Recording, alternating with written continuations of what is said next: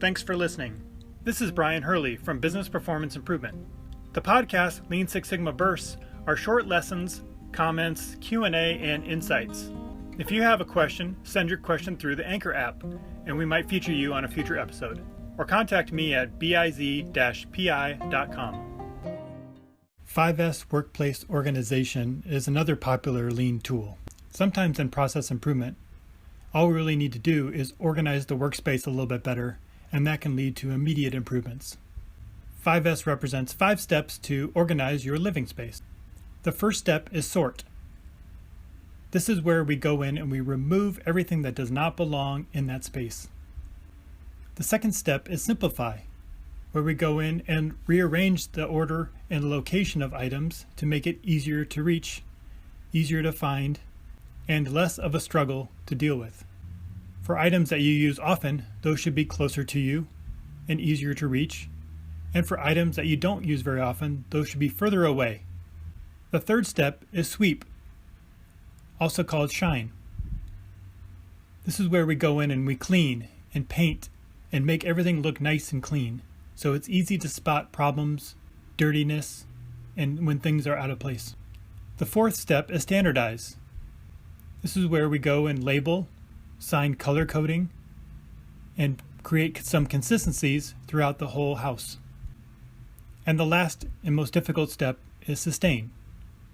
This is where we try to embed daily methods and systems so that we can maintain the organization. If you find yourself having to re-clean certain areas over and over again, then you have not sustained the effort.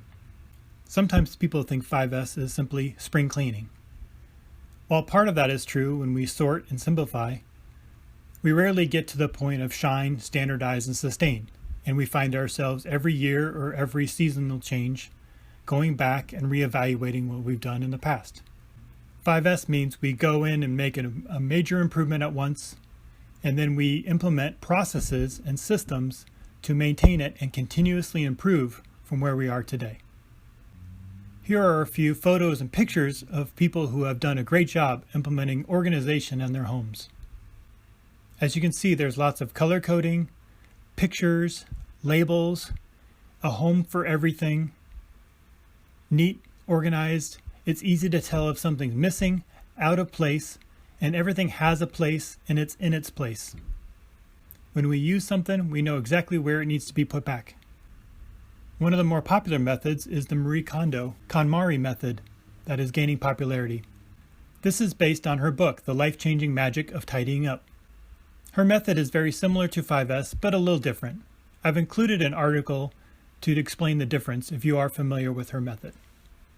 Let's take a look at a 5S performed in a garage, and we can see some of the organization of the tools being used and hear from the person themselves on the benefits that they're getting out of their 5S improvements.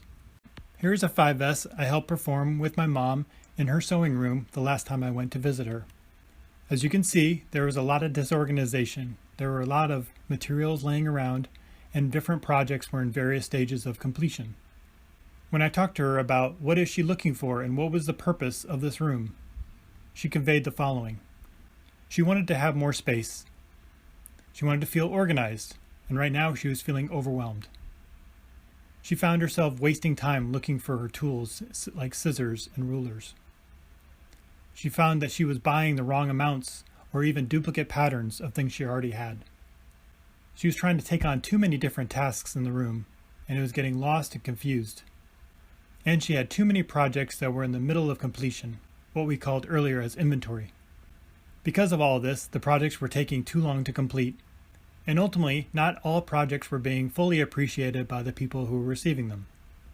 I went through a quick 5S training, and we went through all 5 steps of the process. We pulled everything out of the room, we laid it out on the bed, and took a look at all the projects.